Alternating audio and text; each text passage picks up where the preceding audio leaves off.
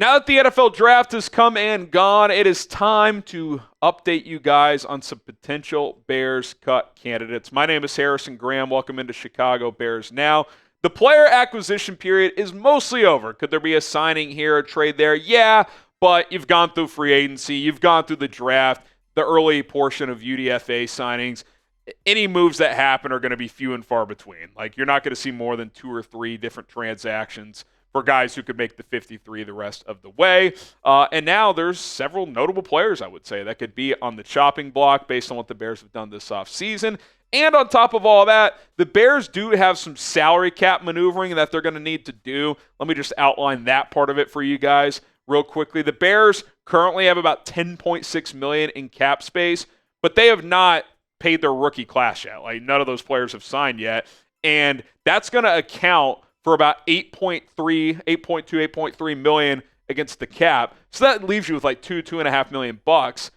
Technically, you're in the positive, but most teams like to enter week one at minimum with $5 million bucks, and more like 7 to 10 is the ideal number. And by the way, that doesn't factor in what if they sign Nick Chubb? What if they sign an edge rusher? Whatever the case may be. So they're going to have to do something, whether it's roster cuts. Here's a few ways they could clear cap. They could cut certain players. That clears up some money. Joe Thuney extension feels like an obvious one to lower his cap number for this year to give you some flexibility. And then lastly, you could restructure a player or two. A guy that you feel very confident is going to be here next year, because what you don't want to do is restructure someone and then a year from now you're like, crap, we actually want to move on from that player, but based on his cap hits, we can't really do that now. So if they feel very confident about DJ Moore or Jalen Johnson or Montez Sweat to be here next year for sure, they could restructure that player, move higher cap numbers down the line to free up some money this year to help pay your draft class and have extra money left over for if you want to sign a free agent or just have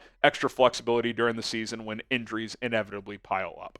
Okay, subscribe to the channel, and then we will get to some cut candidates. If you want the latest Bears news and rumors, if you want to join our live shows, which is every Monday and Thursday, if you want more content, interactive mailbags with all of you, come join us, subscribe. We are so close to 123,000 subscribers.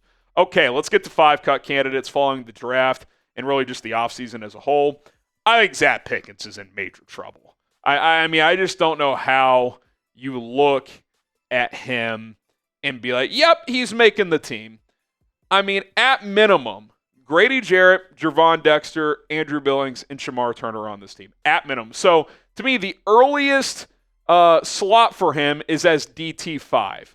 Unless Dexter is just awful. But I don't see that being the case, even if he's the same player he's been. Unless Pickens takes a huge step, Gervon's still going to be better. We know Adengo's on this team, and he could kick inside as well. Chris Williams played better than him last year. Jonathan Ford, who they picked up off the practice squad from Green Bay late in the season last year, he was healthy and active late in the year, whereas Pickens was a healthy scratch. Now, look, fresh slate, new coaching staff, all that stuff. I'm not saying he's not going to have an opportunity. I just don't know where the spot is for him. Like, to me, he's got to take a pretty significant jump just to make the team, much less be a factor. I don't see him being here. Maybe some other team, you can do the classic late-round pick swap, get a 6th back, trade him at a 7th elsewhere. But, yeah, I don't see him making this team based on how the first 2 years have gone and just based on the talent you've added this offseason. Okay, let's get to Ryan Bates. I think Ryan Bates, if healthy, is a good backup. I think if he has to play, he's a serviceable starter. But I kind of think this was just a swing and a miss. Ryan Poles tried to sign him a couple years ago as a restricted free agent. Bills matched. He ends up trading him for him last year, 5th-round pick. Thought he was going to be a starting center. Got hurt, so Coleman Shelton was the starting center. Came back, got hurt again. Arthritic shoulder, concussion. I think it's okay sometimes to be like, you know what, this one didn't work out. Let's just cut him and move on. Now, look, on paper, you could probably make the argument, yeah, he's still your top backup interior offensive lineman. He's played a lot of ball with the Bills. He was a serviceable starter, high-quality backup, can play center, can play guard. But you drafted Luke Newman, who has a better athletic profile and has center flex. You've got multiple center options like Doug Kramer, Ricky Stromberg, and Newman, who we just mentioned. And unlike those other guys, Bates costs $4 million. The other guys are basically vet minimum players. So I just think you have enough options now. Like, unless you just do not feel good at all coming out of training camp with your guard options, to me, Bates is kind of an easy cut based on his contract. Now, maybe another option is, hey, man, like, we like you. We just don't like you at $4 million. Can we cut you, then re-sign you to a vet minimum? Would you agree to that? Maybe he does. But other than that, / injuries piling up, to me, I would just cut him and clear the $4 million, and that helps you get to a better cap spot heading into this season. This one hurts, but Tyler Scott, he's got to be mentioned.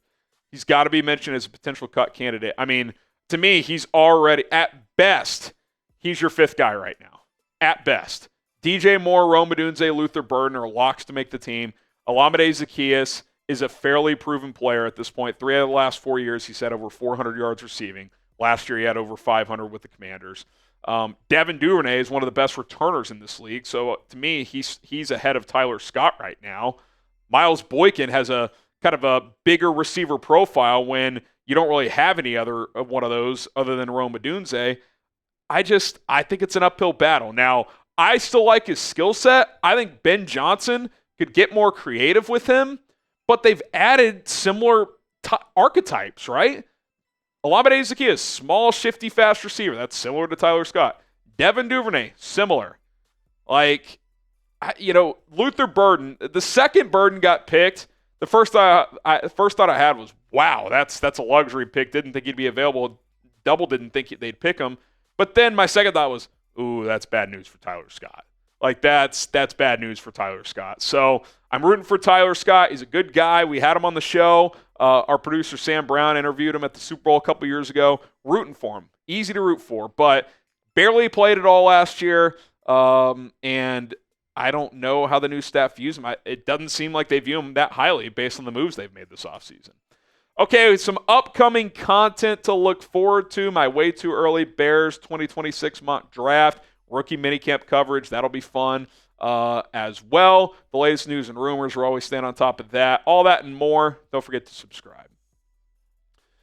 And Tyler Scott, too, just to kind of put a bow on this, doesn't save you a lot of money. Neither does Pickens, less than $1 million. But the Duvernay, Burden, and Zaccheaus additions, I just don't think that's good news for Tyler Scott. So, again, rooting for him. We'll see what happens.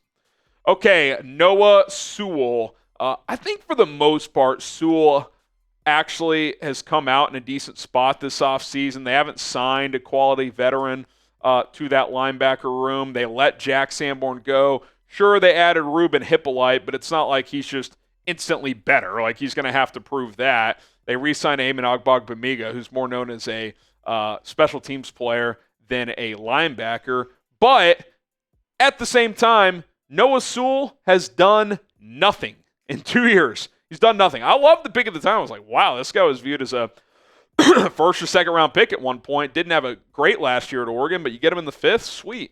He should at least be a rotation linebacker. He's had injuries. When he has played, he hasn't shown much. He's fine on special teams, but to me, you have a lot of good special teams players at this point in time. Like, at best, feels like he's LB5. Now, maybe he puts it all together. Maybe with better coaching, Richard Smith, Dennis Allen, he can kind of become a factor. And to me, that third linebacker spot is up for grabs, so maybe Sewell goes in there and takes it. Who knows? But it also would not surprise me at all if he wasn't on this team. So I could see it really going either way. Saves you just under $1 million. So, again, not a huge financial benefit, but just in terms of a guy who I could see getting cut that's been here for a little bit, I could see Noah Sewell being that guy. And then Dominique Robinson. I will say this about Dom Rob. He's big, he's long, so he does kind of fit the physical nature of what Dennis Allen likes in his edge rushers, but he just has shown nothing. I mean, he had a sack and a half against Trent Williams in a rainstorm in his first start as a rookie, and you're thinking, was this guy the steal of the draft? And since then, I think he has 1 total sack. That's 2 full seasons later.